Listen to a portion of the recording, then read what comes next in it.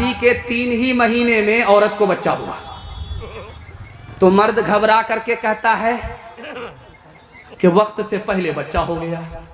9 महीने में बच्चा होता है, 3 ही महीने में बच्चा हो गया। तो औरत कहती है जब वक्त पर शादी ही नहीं हुई तो वक्त पर बच्चा कहाँ से?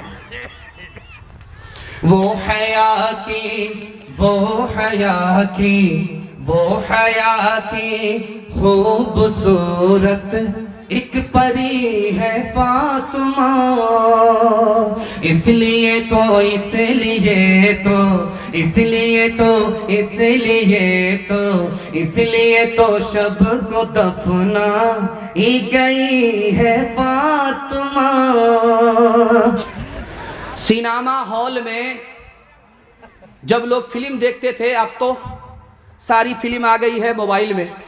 पहले सिनेमा घर में लोग फिल्म देखते थे, औरत और मर्द दोनों जा करके फिल्म देखते थे।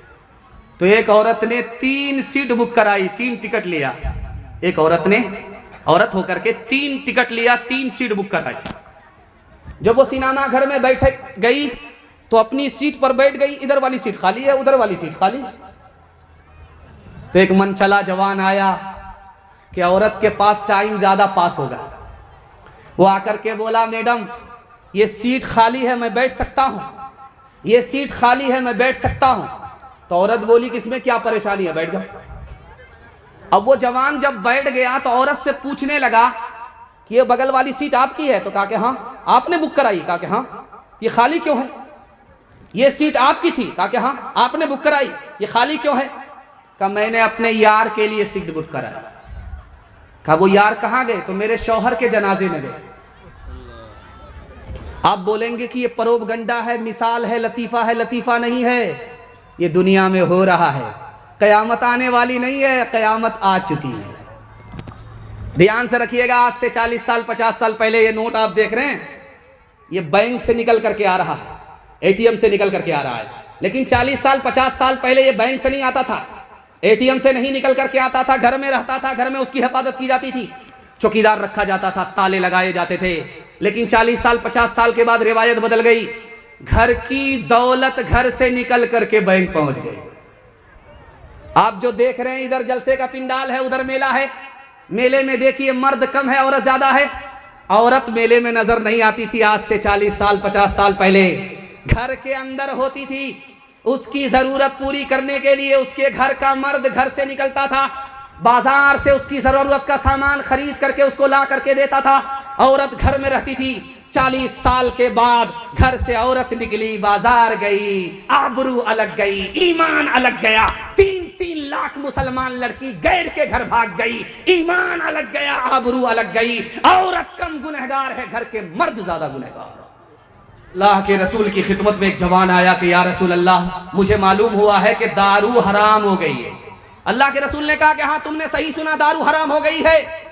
वो जवान बोला कि या रसूल अल्लाह, मैंने आज ही 1 करोड़ की दारू खरीदी है, क्या होगा? मैं ऐसा करता हूं कि दारू दे करके पैसा वापस ले लेता हूं। तो अल्लाह के रसूल ने फरमाया कि जैसे दारू हराम उसी तरह उसकी कीमत हराम, पैसा वापस नहीं ले सकते।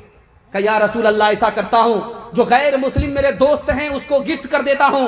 का हदिया देना हराम, पीना हराम, पिलाना हराम। कहा या रसूल अल्लाह, गरीब और यतीम का पैसा उसमें लगा है, अब उन पैसों का क्या होगा? तो अल्लाह के रसूल ने कहा मैं जेब से यतीम का पैसा लौटा दूंगा, लेकिन तुमको इजाजत नहीं दे सकता कि तुम पियो और दूसरे को पिलाओ। अभी हुगली में इज्तिमा हुआ तो कुछ लोग कहते 2 करोड़ लोग आए थे। तो दिल साहब कह रहे थे 50 लाख लोग तो मक्का में संभाले नहीं जाते, यहाँ 2 करोड़ लोगों को कैसे संभाल लिया गया? 2 करोड़ लोग हुगली इज्तिमा में आए। खानका में जवान आया सुधरने के लिए, जो लड़की खाना उसको खिला रही है उसी को आंख मार रहा। उस लड़की ने जाकर के अपने गुरु से, अपने पीर से शिकायत किया कि उस आवारा जवान के पास तुम खाना लेने के लिए, खाना देने के लिए मुझको भेजते हो, वो तो आंख मारता। तो शेख ने कहा उसका इलाज करते, तुमको घबराना नहीं है। दस्त की गोली उस लड़की को शेख ने खिला दिया। अब जब उसका पखाना आने लगा, दस्त आने लगा, तो उसको कहा कि घैले में मटके में जमा रखो। 1 हफ्ता जब उस लड़की को दस्त आया तो उस लड़की का चेहरा मुकम्मल चुड़ैल हो गया। सूख करके हड्डी हो गई। जो हूर बनी हुई थी वो चुड़ैल नजर आ रही थी। अब उस लड़की से शेख ने कहा कि अब खाना लेकर के जाओ, देखते हैं कि वो नौजवान आंख मारता है कि नहीं मारता है।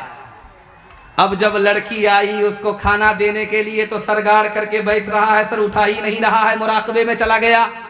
शेख ने कहा अरे सर उठा करके देखो वही लड़की है, फर्क यही है कि उससे निकल गया है।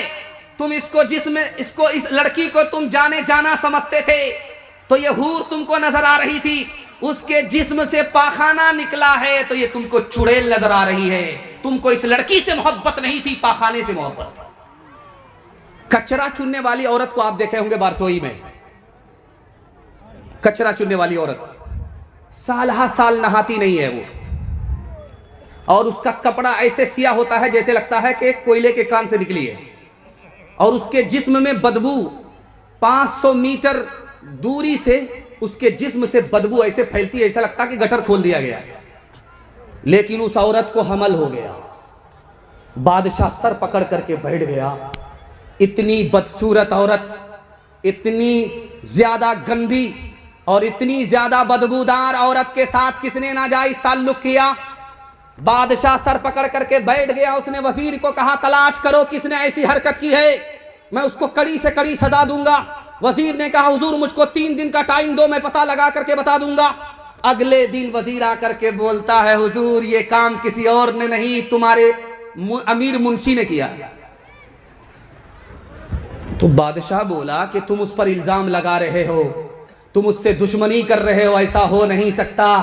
तुमको कैसे पता चला? का हुजूर आप उसको धमकी दे करके पूछिए कि तुम्हारी जान बख्श देंगे, अगर तुम इकरार कर लोगे वो इकरार जरूर करेगा, उसके बाद मैं बताऊंगा मैंने कैसे पता लगाया।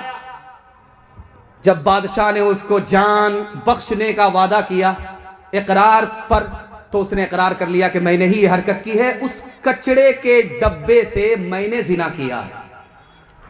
तो बादशाह ने वजीर को बुला करके कहा कि तुमको कैसे पता चला? कहा हुजूर ये हिसाब किताब लिख रहा था रजिस्टर पर, और पीछे से नाला बह रहा था, उसमें पेशाब का नाला था, पखाना का नाला था। जब रोशनाई खत्म हुई, पानी की जरूरत पड़ी, तो इसने उसी नाला का पानी उठा लिया। मैंने यहां से महसूस किया कि जो आदमी तबीयत का इतना गंदा है वही ऐसी गंदी हरकत कर सकता है।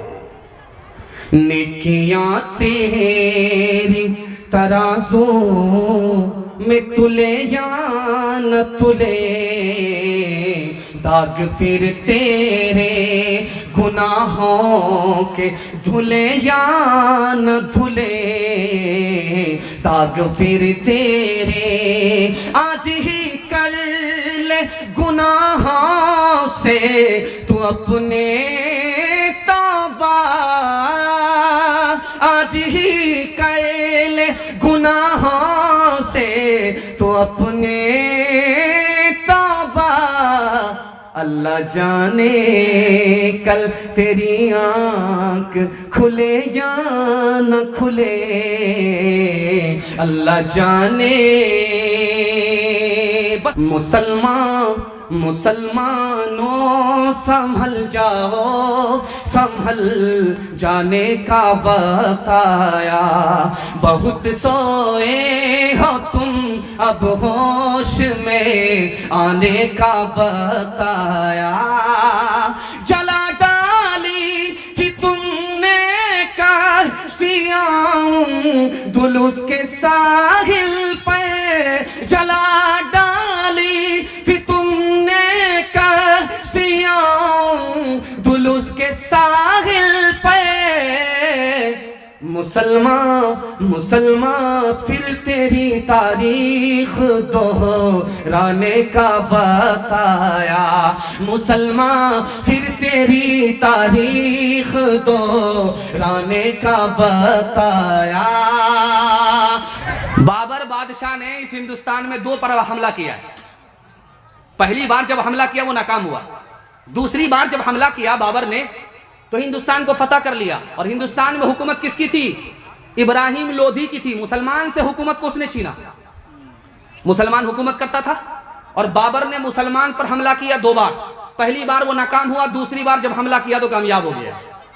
जानते हैं पहले सराय चलता था, जो होटल होता था उसमें एक बुढ़िया थी, खाना पकाती थी, होटल चलाती थी।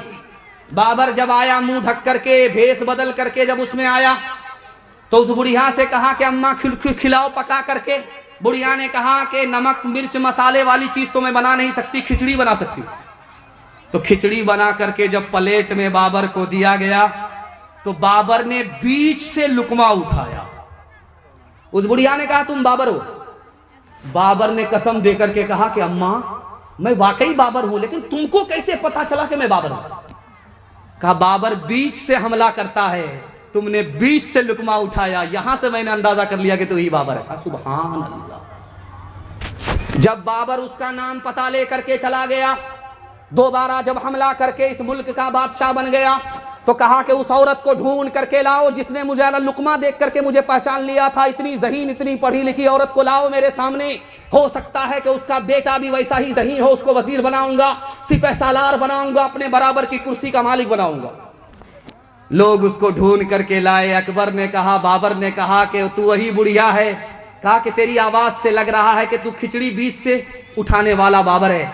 उसने कहा मैं बाबर हूं। अम्मा ये बताओ कि तुम्हारा कोई लड़का है? कहा एक लड़का है। कहा मैं उसको वजीर बनाना चाहता हूं। बुढ़िया ने कहा वजीर नहीं बनेगा। बाबर ने कहा मैं उसको सिपह सालार बनाना चाहता हूं। कहा सिपह सालार नहीं बनेगा। बुढ़िया ने कहा कि मैं उसको अपना अमीर मुंशी बनाना चाहता हूं। बुढ़िया ने कहा नहीं। बाबर बोला कि इतने बड़े बड़े ओहदे तू अपने बेटे के लिए क्यों ठुकरा रही है? अच्छा तू क्या चाहती है?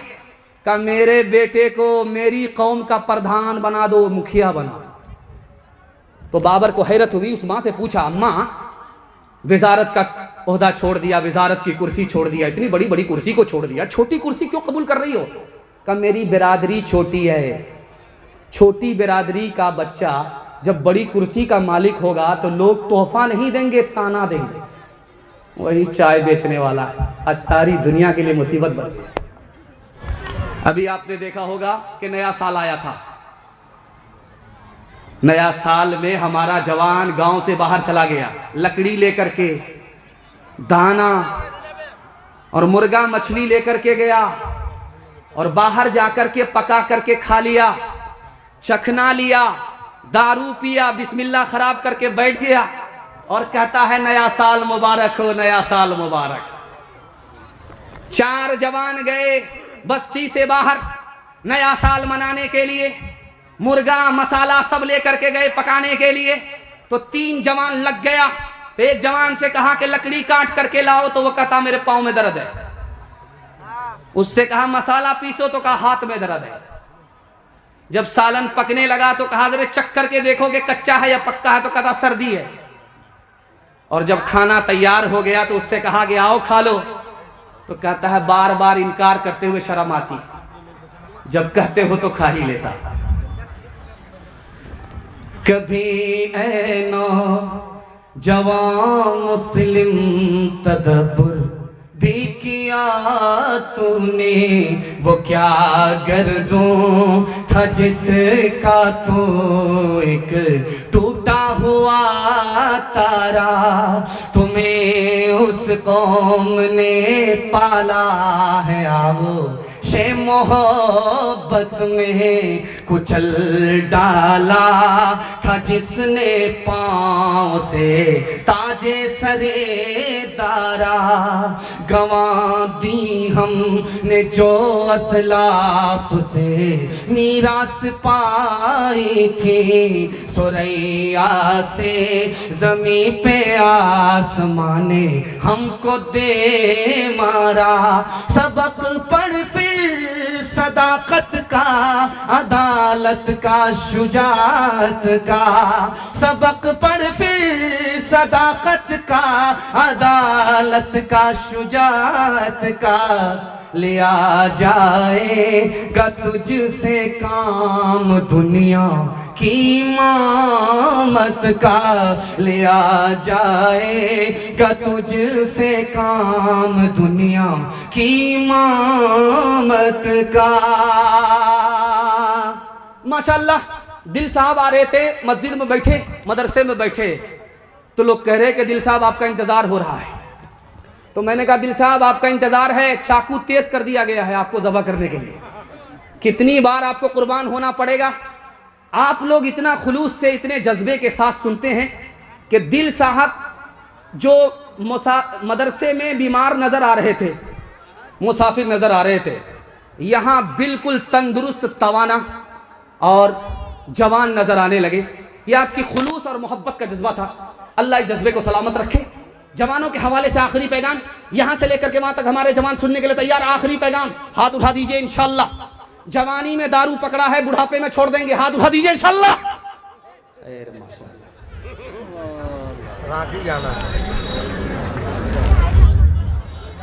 अमीर मुआविया रज़ी अल्लाह अन्हु, दुआ कीजिए अल्लाह उनकी कब्र को नूर से भर दे। उनके दरवाजे पर एक साइल आवाज लगाता है कि कह दो अमीर मुआविया रज़ी अल्लाह अन्हु से उनका भाई आया है। अमीर मुआविया रज़ी अल्लाह का, मैं इस आदमी को तो पहचानता नहीं हूँ, कैसे बोल रहा भाई हूँ। जब वो अंदर आया तो अमीर मुआविया रज़ी अल्लाह अन्हु ने पूछा कि तुम मेरे भाई कैसे हो। तो वो चालाक आदमी था, चूना लगाने के लिए आया था। वो बोला कि आदम और हव्वा की औलाद आप भी हैं, आदम और हव्वा की औलाद हम भी हैं, तो भाई हो गए आपके। अमीर मुआविया रज़ी अल्लाह अन्हु को समझ में आ गया कि ये होशियार भिखारी है, ये चूना लगाने के लिए आया। तो अपने खजांची से कहा कि इसको सिर्फ 1 रुपया दो, 1 रुपया से ज्यादा मत दो। जब उसको 1 रुपया भीख में मिला तो बोला कि इतना कम। तो अमीर मुआविया रज़ी अल्लाह अन्हु साहबी कितने ज़हीन थे, कितने ज़रीफ थे, उन्होंने कहा कि मैं अपने तमाम भाइयों को अगर दुनिया में देने लग जाऊं जो आदम और हव्वा की औलाद हैं, तो तुम्हारे हिस्से में ये भी नहीं आएगा, एक एक अन्नी आएगी। सर सैयद अहमद खान साहब का आपने नाम सुना।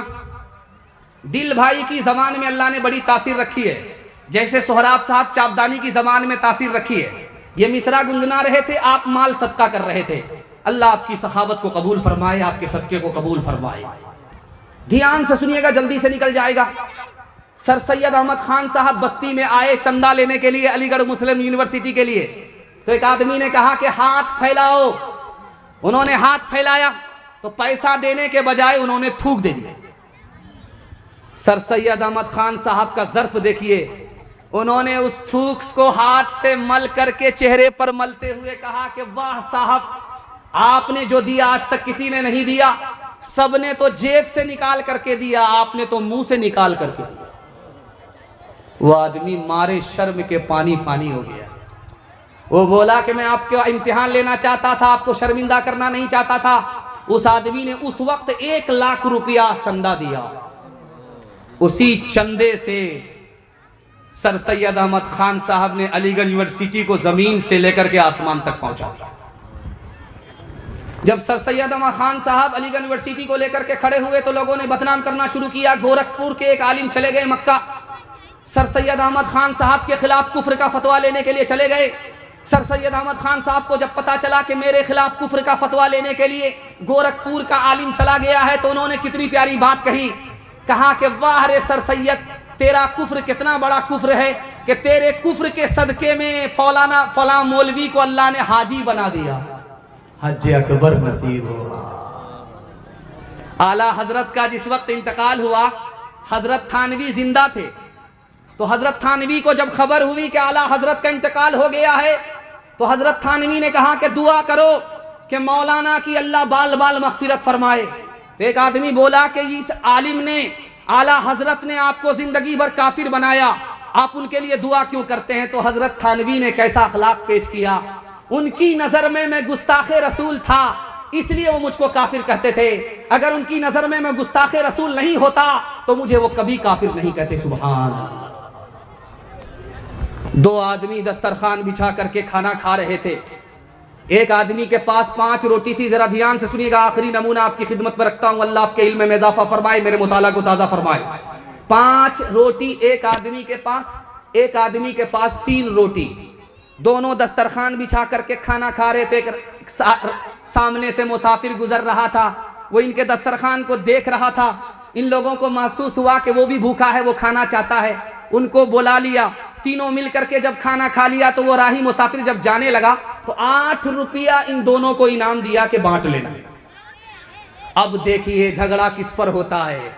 ये 5 रोटी वाला 5 रुपए रख लिया, 3 रोटी वाले को 3 रुपया दे रहा, वो मानने के लिए तैयार नहीं। 50-50 करके बांटो। उस आदमी ने देते वक्त में ये कहा है कि इसको 3 देना, उसको तुम 5 रख लेना। उसने कुछ नहीं कहा है, बराबर बराबर बांटना पड़ेगा। ये मामला चला गया अली रज़ी अल्लाह ताला अन्हु की अदालत में चला गया। हजरत अली ने कहा कि ये तुम्हारा साथी जो तुमको 3 दे रहा है ले लो, वरना मैं इंसाफ करने पर आऊंगा तो तुमको 3 भी नहीं मिलेगा। वो आदमी खफा हुआ, कहा ठीक आप इंसाफ करके दिखाइए, जो आपका इंसाफ कहेगा वही मैं लूंगा, मैं आपके इंसाफ को समझना चाहता हूं। तो हजरत अली ने कहा कि इस आदमी के पास कितनी रोटी थी? तो कहा 5। कहा तुम्हारे पास कितनी रोटी थी? तो कहा 3।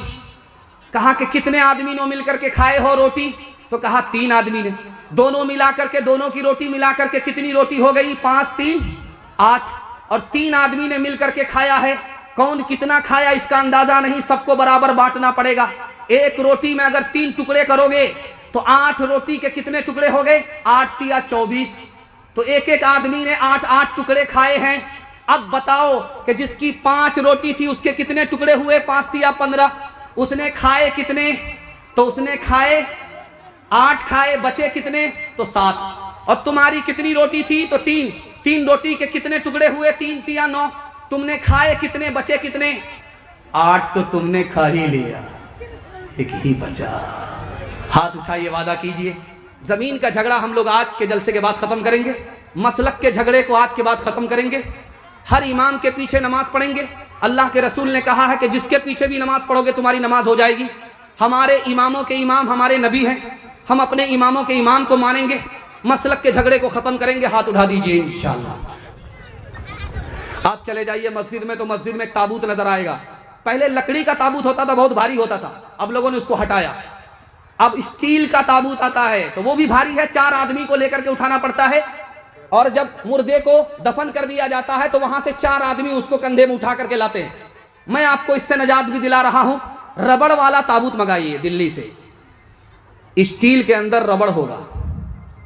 जब आपका मुर्दा दफन कर दिया जाएगा तो उसको लपेट दिया जाता है, एक ही आदमी वहां से उठा करके ले आएगा। इतना बेहतरीन ताबूत है कि आपका 10 से 20 हजार रुपये खर्च होगा।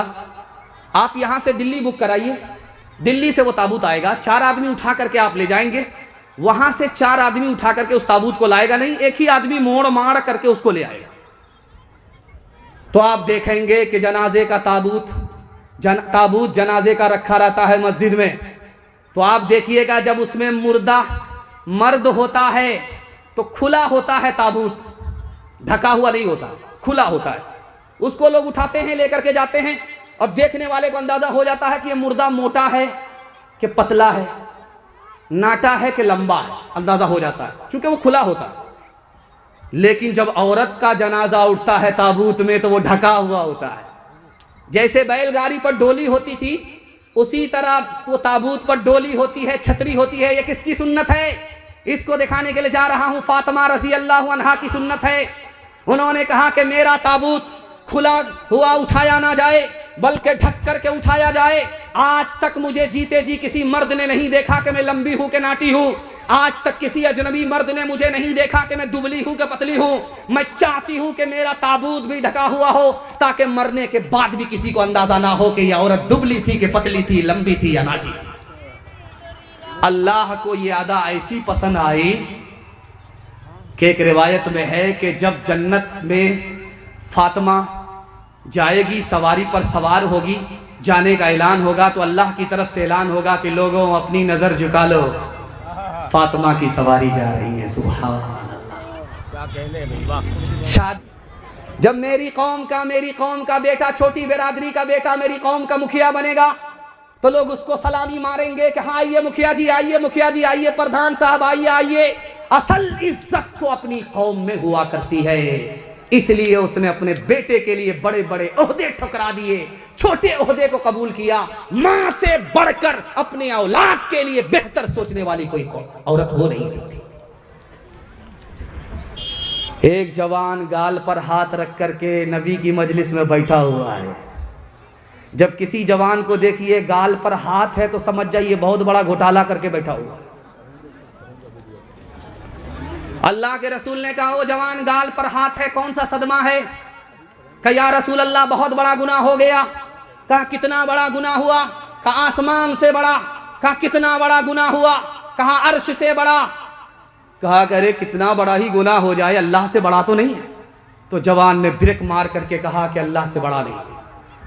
जब देखा अल्लाह के रसूल ने उस जवान का कलेजा फट रहा है खौफ के मारे, तो अल्लाह के रसूल ने कहा, ओ जवान तू घबराता क्यों है?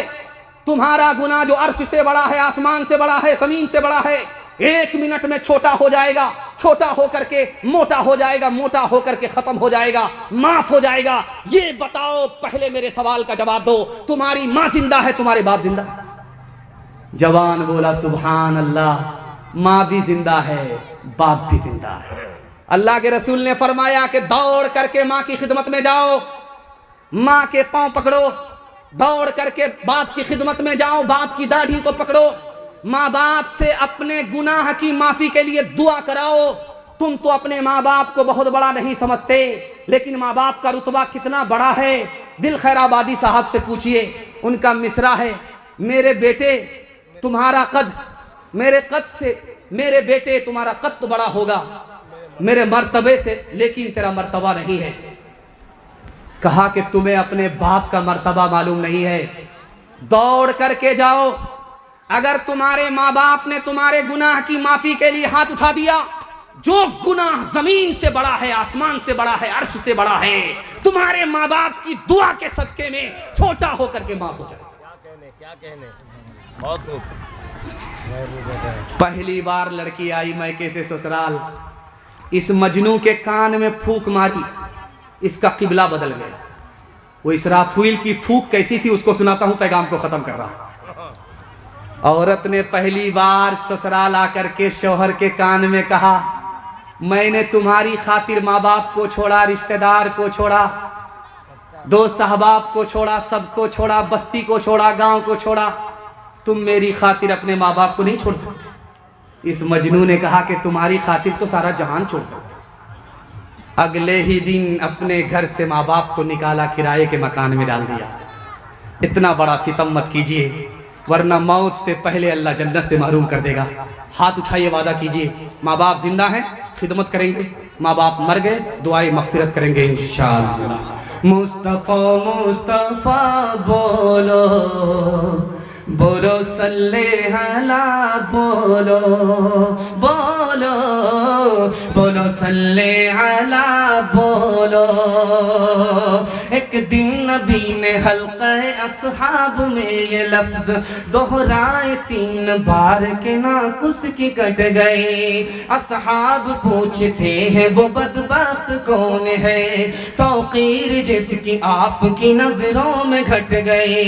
इरशाद यूं हुआ कि वो औलाद ना खलफ, घर जिसके जन्नत आ गई फिर पलट गई। माँ बाप का बुढ़ापे में जिसको न हो ख्याल, उस नासईद औलाद की किस्मत पलट गई। मुस्तफ़ा मुस्तफ़ा बोलो, बोलो सल्ले अला, बोलो बोलो बोलो सल्ले अला, बोलो।